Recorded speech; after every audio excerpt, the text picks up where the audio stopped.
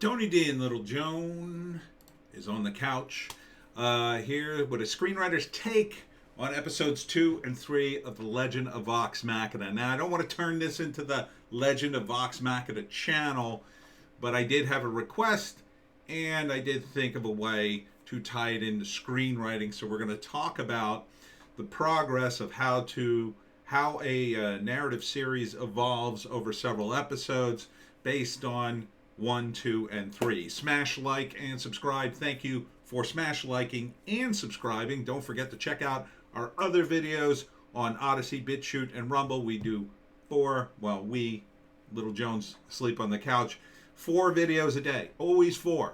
At least 4. And today is Sunday, so I'm doing the 2 o'clock live stream every Sunday until I get sick of doing it. Now, I told you I like the show, and it continues to prove most of the things I said about the trailer. That the trailer was way off base, and that it's more fantasy than anything else, and that the cursing doesn't really help it. The cursing is totally unnecessary, and actually takes me out of the fantasy a little bit. But so.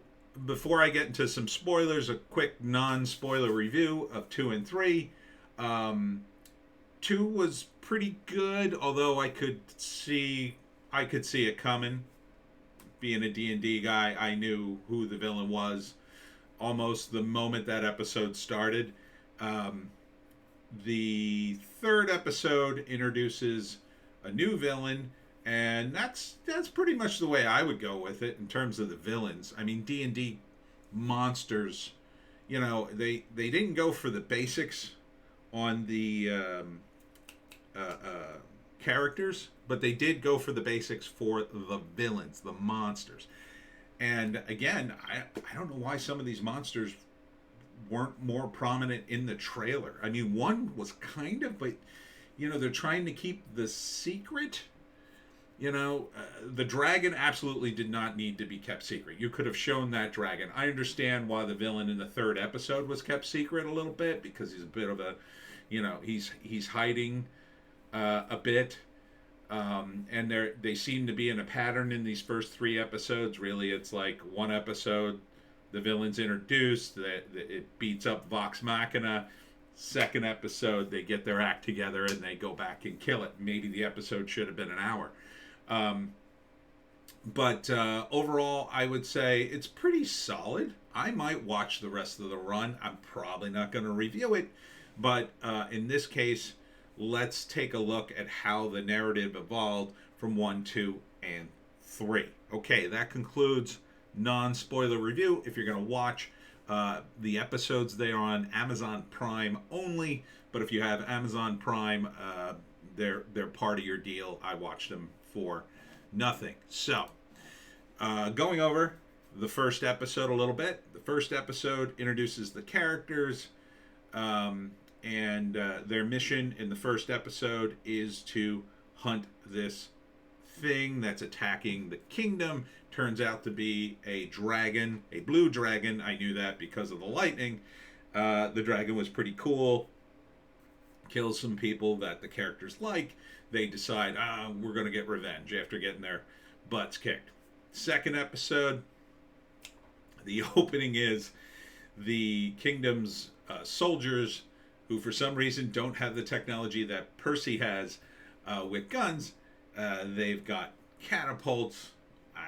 They're really no good against a dragon, but they had bow and arrows, which are only so good. Most of the older dragons, unless those arrows are magic, you're probably screwed. I mean, 5th edition probably tweaked it a little bit, but I got to say, I knew from the opening who was the dragon, because of course everybody in the army gets wiped out except the general, and the dragon was pretty thorough killing people, and the general is nowhere to be found when the fight starts. So, and they telegraphed that in the first episode, because one of the characters, Vax, has this ability. She gets a headache whenever she's around a dragon, a pretty convenient migraine.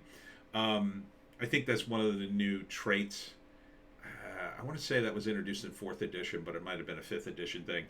Anyhow, um, so, from that moment on, I kind of knew he was the dragon, but, whatever. They threw in, and it was very much like a D&D adventure in that they had a guy who was clearly creepy and supposedly the evil one, but he was just a very, very obvious red herring.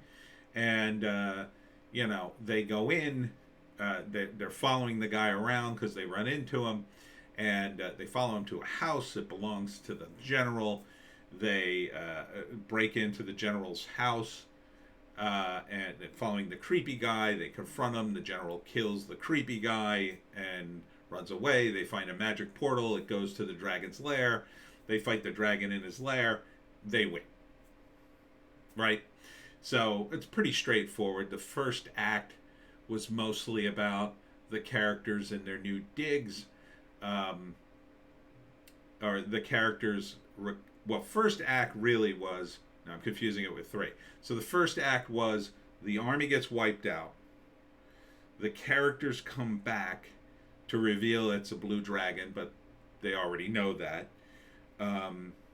They futz around the city trying to find information about what to do against a blue dragon. They get some clues from a local magic user and weapons dealer, although he has a weapon to kill the dragon, but for some reason he's just going to hold on to it, I guess, until the dragon wipes everybody out.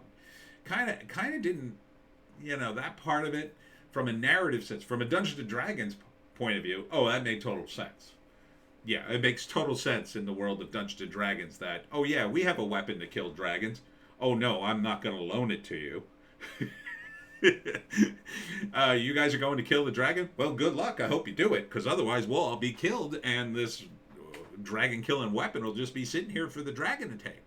I mean, that's a huge problem. Like, why couldn't the magic user loan them the weapon to kill the dragon? That seemed to have been but okay. Yeah, that's the gaming part buttressing up against the fantasy part. You're not gonna see that in a fantasy world, right? A store that sells dragon slayers. That happens in D&D all the time. I mean, if you play D&D long enough, you realize just magic items just accumulate. If you have a character, by the time you get to 4th level, you have so many magic items, you don't even know what to do with them all. You end up selling half of them. Because that's half the fun of the game. You get a bunch of magic items and you keep upgrading or whatever. But in a narrative, there's no really good explanation here of that. But I am nitpicking. I didn't mind that so much because, this episode flowed a lot better than the first one. I still have problems with Percy's guns and the technology and whatnot. And they're taking their good old time getting to that explanation. But, it was fairly solid episode. They come together at the end to kill the dragon. I will say, according to the old rules, you couldn't fool a dragon with an illusion. But, okay, I could set that aside, again, for the narrative. It's all about the narrative in this. The Dungeons and Dragons stuff shouldn't matter. But how did it evolve from 1 to 2? We, of course, don't need to explain the characters anymore. It's assumed, especially these days, if you're binge watching a TV show, you saw the first episode, so they've all been introduced. And you don't have to explain that, the girl casting all the spells that make the plants erupt from the ground is a druid. We already know. We've already seen her deal. You don't have to explain their powers because you saw them in action the first time. And you're getting to know their personalities. You already know that's Scanlan in the foreground here is, a bit of a player. So there was pretty good interplay with the characters. It was a lot smoother this episode because now they're not trying to introduce the characters. I gotta say, the first episode, again, very clunky introducing the characters. I mean, they did it. They did it. It's Scanlan's song, but again, too many characters to introduce in one half-hour episode. They would have been better off, breaking it up a little bit. It's not until the third episode that we finally start learning about Percy, and we finally understand, first off, why he's a kind of a snob, why he has better clothes maybe, and why maybe he has this technology that nobody else does. But that part of it still hasn't been explained. I'm sure it's going to come out in episode 4, because I think we're going to get another flashback. But it's a lot for a half-hour show. In this particular instance, Vox Machina has too much going on at once, so it would benefit. I'm not sure what you could do, and because I understand why, Critical Role does what it does, and they want everybody in it, and they want all the characters to have scenes. I think the only solution would be to go with a 1-hour show, really, to give it a little breathing room, so you could develop these characters a little more and give them more scenes. Rather than, man, they just jump from one character to the next. Boom, boom, boom, boom, boom. On that score, it does keep the pace of the show up. It moves pretty well. For what they're doing, for all the stuff they're cramming into this show, and I really mean they're just cramming it in. The show does move. We do get a little bits of scenes with each character. Now that I'm into the third episode, Grog, who is the easiest character to explain, is, mostly he's starting to get tiresome because he's a one-note guy. And that's not a real slam against him. That's just kind of his character. Although there is a scene at the end of 2 where he takes the dragon tooth and Scanlan says something, "Oh, you're not so stupid after all, Grog. We don't give you enough credit," because he takes the dragon tooth so they could get the reward. Again, another D&D thing, but that made sense within the narrative too. See, a lot of it crosses over. The third episode, of course, the big villain reveal is the vampire, and I kind of understand why they didn't reveal the vampire in the trailer, but I don't think they really I don't think it was much of a surprise that he was a vampire. The moment I saw the villain being introduced, they were traveling at night. They had a lantern that only lit up in like a dim sort of red, and he brutally murders a bunch of bandits on the road by picking up a whole tree and just smashing them with it. So he's got superhuman strength. He puts his fist through one of the bandits. I think it was almost superfluous to keep that hidden in the trailer. I think you could have thrown that in. I think you really could have. And again, the dragon and the vampire would have brought people in to the show. Even if the characters were crazy and confusing, vampires and dragons, totally known to the normies. That all being said, the vampire is solid. The flashback where Percy's family is killed was very confusing. There were like werewolves in it, I think, or wolves at least.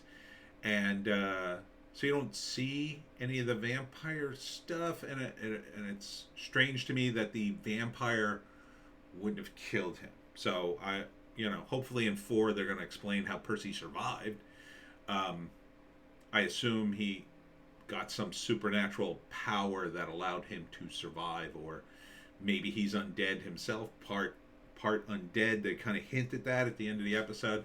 I don't know. 5th edition allows you to do some pretty wacky stuff that the other editions didn't.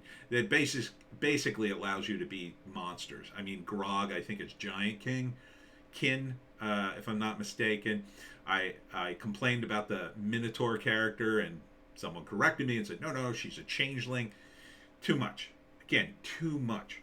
And it would be nice to hear some explanation of some of these things. Again, you don't have to explain the vampire. Totally on board with vampires. Everybody is. Totally on board with dragons. Everybody is. But, the rest needs a little more. But, again, a half-hour show, 7 characters. They're jamming a lot in already. So I understand why it's not there. I understand it's like, they probably wrote these episodes, and they're probably like 40 pages long. Like, oh, man, we got to cut 10 pages out of this thing. It's a minute a page, by the way. Even more than that, really. You probably have to cut like 13 to get down to 27, 26, 24, because ultimately they may put this on network TV someday and want to have room for the commercials. Hell, I've been saying the streaming services should just jam in the commercials anyway and just show this stuff for free. This show would probably do okay, but again, I don't think the blood, totally on board with the blood.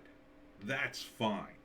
It's a brutal sort of fantasy medieval world. It's Dungeons and Dragons. People get killed. They fight monsters. That to me is appropriate. Doesn't take me out of it. The F-bombs totally do, and they're not funny. Now Scanlan was funnier in episode 3 when he has to do a distraction and then he sings the funny song, and they don't show it all. That's what made it great. You know, he starts the song and you get the idea of what he starts to sing about, and then they cut away. That made it better. That made it funnier. So that was good. Second episode, yeah, I don't think he did a song in the second episode now. So the characters are evolving somewhat. Probably the character that evolved the most, I guess, in 3, it's obviously Percy, because we finally learned stuff. Second episode, nobody really evolves. It's still kind of a capstone to 1. Maybe you could argue that Grog and Scanlan like a tiny bit because of that one scene I mentioned, but there's not a lot of evolution here. The important thing from 1 to 2 was to wrap up the dragon, unless the dragon was going to be a continual villain in this thing. Which, now that they seem to be in this pattern, like one episode, they get their butts kicked by the villain. Next episode, they kill the villain. I don't know if that's going to be a continuing thing. Maybe they'll have one episode where they just kill the villain or overcome things, or maybe do a different kind of episode. I don't know how sustainable this is over the long haul because of Dungeons and Dragons. Because in Dungeons and Dragons, all you do is kill everything. 90% of the adventures are just, okay, we got a monster. All right, let's go kill it, and we'll take all its stuff. Some of the mercenary aspects still survive in the characters, like when they're trying to escape the dragon lair, they're trying to steal the stuff. But I found it odd that Dungeons and Dragons characters were in a house owned by essentially the dragon. The dragon shapeshifted into a guy, and that's how he, became a general. It must have taken him like 50 years. And then, he had a bunch of magic stuff in the house. Like, they didn't take any of that. Seems to me that at least the thieves would have taken something. Maybe they did. They just didn't really have time to show it, but it just seemed odd to me in that moment from a D&D perspective, not in a narrative perspective, because the narrative was all about killing the dragon. They had to kill the dragon and save the kingdom, partly because they did want to get that reward, but partly because, the dragon was going to just destroy the kingdom. And they had a typical fantasy thing with a riddle, how to kill the dragon. That was okay. Again, it is what it is. It is fantasy, and it's more fantasy than it is funny. And that part about it, I like. I like that part. I say go full bore fantasy in it. I say drop the F-bombs. You don't need them. I think Scanlan is about where he's supposed to be in terms of the comedic aspect. Just keep it limited to him and maybe Grog, and I think you got it mostly worked out. Unfortunately, it doesn't leave, because there's so many characters, it's difficult to develop them all. It doesn't leave Pike, the little cleric character on the right there, it doesn't leave her with a lot to do, right? She kind of likes to get drunk with Grog, but she's also the priest character who has to heal everybody, and she's supposed to be the righteous one. They haven't really gone into her character much. At one point, Scanlan asked her out on a date, and she turns him down, and it's kind of awkward and weird. Not sure why she turns him down. There's a bigger reason, or because they were just going to dinner. It was like it could have been a platonic sort of date, but maybe there's some reason there that I just don't get. As part of the character, maybe that's something to develop. Maybe she's gay. I mean, one of the thief characters is gay. So I don't know. Overall, I think the series is moving ahead. I think really these first 3 episodes feel more like an episode and a half. We got the first full episode by episode 2. I got the first half of the second episode, because now, I assume in the 4th episode, they're going to go and kill the vampire. So when you're developing a TV show, and especially an ensemble cast, there's a lot to juggle. And I deal with this in doing the Pineys. You want to make sure all the characters, stay on point with who they are. You got to keep reminding yourself, okay, this is the guy that does X. This is the guy that does Y. You got to try not to let them bleed into each other. You also have to keep, give them a distinct voice, which isn't a problem at all in the show because you got 7 voice actors and they're totally used to that. It's difficult to give them all a scene, keep the narrative moving forward, and give these guys all something to do. One thing we did learn, I think in the 3rd episode, was the druid mentioned her father and said, "Oh, my father will be so proud." No, maybe it was the 2nd episode after they killed the dragon and they were getting rewarded. Yeah, I think it was at the end of the 2nd episode. So they're dropping all the little hints here, but man, you got to be paying attention to get them all. I mean, again, it's very tight. I think they would have benefited with a 1-hour runtime. But it's important that I think you develop the characters over the series. See, there's things you develop over the series and then things you develop in each episode. So really the first, I'll say 2 episodes was about avenging the villagers who were killed in episode 1. Right? Killing the dragon was priority. They get mad at the dragon for killing the villagers, and they kill him in episode 2. Episode 3, it's about mostly Percy getting his revenge for his family, and the other characters learning more about his true origins, and he's got some dark magic going on there or something. But this also begs the question, how'd these guys meet? Why didn't they know this before? Why don't they know anything about anybody? That to me is an issue.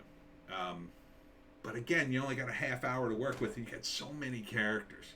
So this is the thing that I think, I don't want to say it's dragging the show down, but it's like you're putting 5 pounds of stone in a 2-pound bag, and I think a slower pace would have been better. If they had wind it back, maybe just started with 4 characters, done an adventure at how they met, and do like a smaller thing where they go after a smaller villain, then start to add the characters, maybe add them 1 per episode until you got to the full group, and then do the dragon thing at the end of season 1 maybe. But I don't know. It is what it is. But from a screenwriting standpoint, the good here is they are trying to add as much as they can. They're trying to give every character a moment. They're trying to throw out all the little breadcrumbs so you get to know the characters as best they can, for time permitting. But I think you got to binge watch this entire first season. That's my sense of it. Until I get to the end of this first season, I'm really not going to know the characters. Probably by the end of the first season, I'll be like, oh, okay. And maybe that's the way it should be designed because it's on Amazon Prime and you binge watch. I mean, maybe that's the new formula. I didn't find that with the Jack Reacher show, but that was a much smaller protagonist and a much different show. So Overall, I would say, for me it's a 7-ish out of 10. Again, I mean, yeah, I like the show. I can watch it. Um, do I have to watch it? I don't have to watch it. I like it.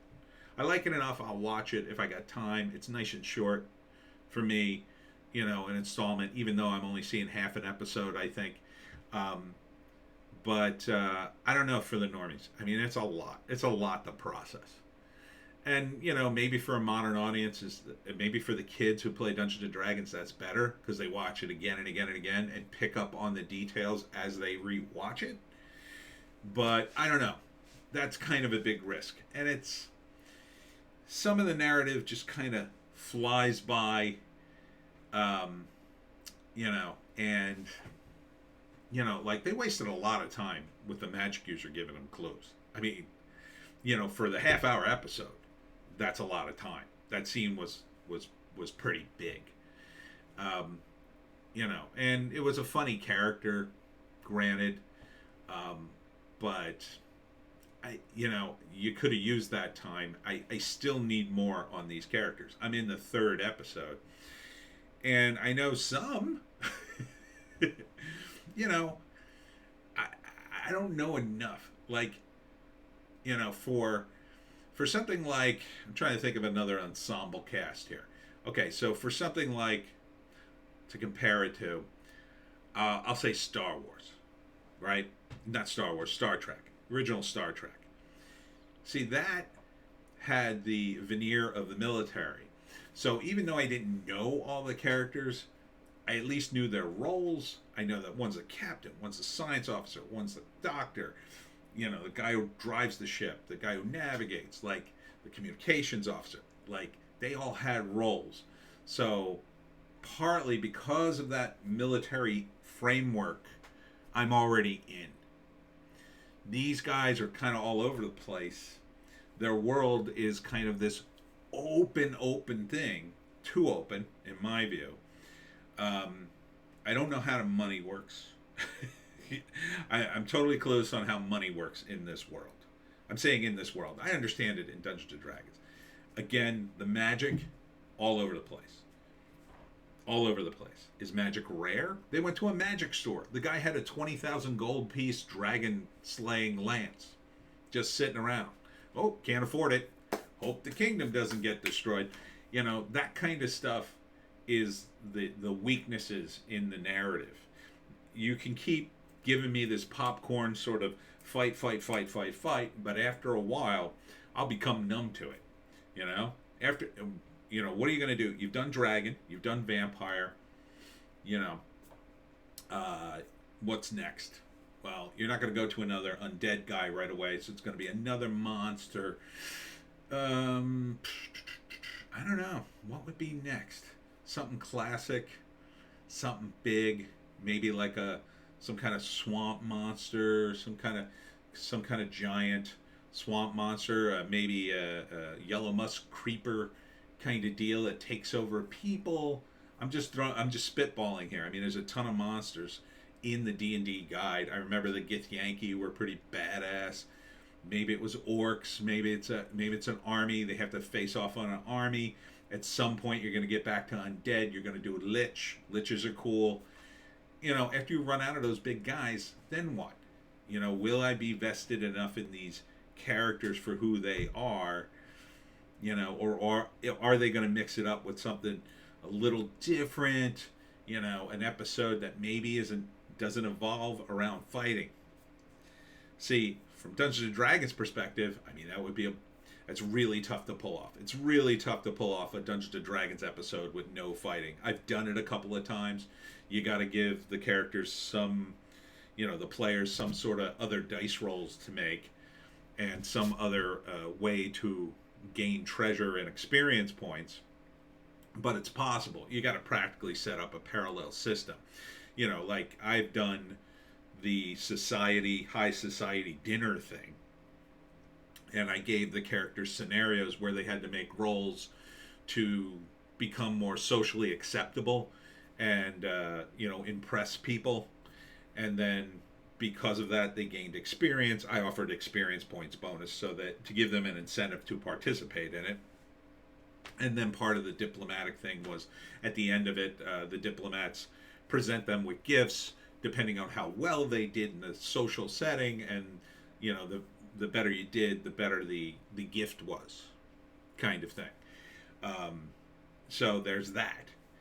But those sort of sessions for Dungeons and Dragons are few and far between. From a narrative standpoint, you have to really mix it up. I mean, there should be episodes where, I don't know, they go home to Scanlan's family and meet his wacky family, and there's no monster at all. It's just their wacky family dynamic and the narrative of them dealing with him, and maybe he's a disgrace to them, or maybe he's got a lot of children he doesn't take care of, or whatever it is.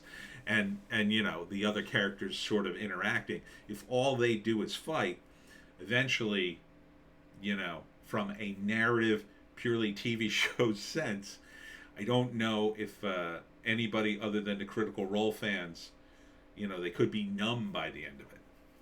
So, and I know a lot of Critical Role fans and Vox Machina fans will watch this, but seriously, this is my last review on this.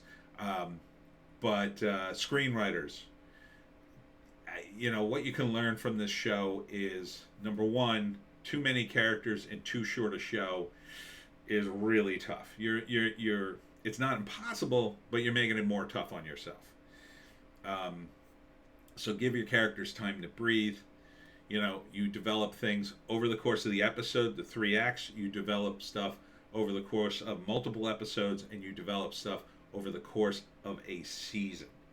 And each time you do that, you can use the 3-act structure. I think if you broke down the 3 acts, really the 3 acts over 2 episodes, episodes 1 and 2, would be the characters come to town, get introduced, get sent to fight the dragon, they fight it, they lose, and the villagers are killed, end of Act 1.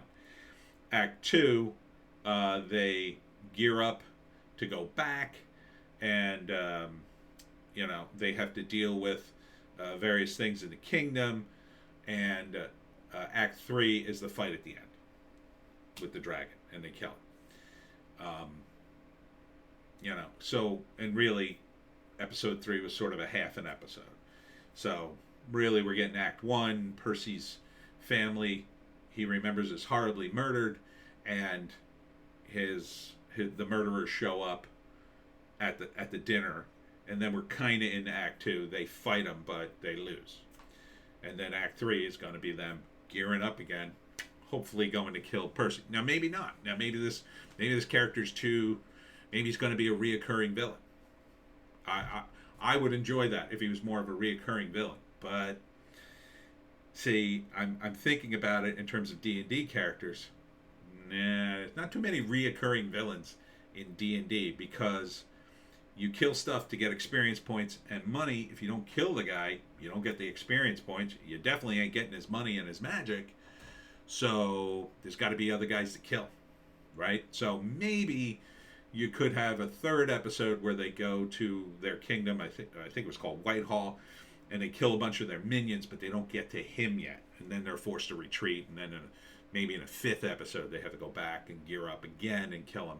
They kill like some lieutenant who becomes the villain. It's from a narrative perspective, it doesn't usually work that way. It's more about like each week they get a villain, they get him somehow.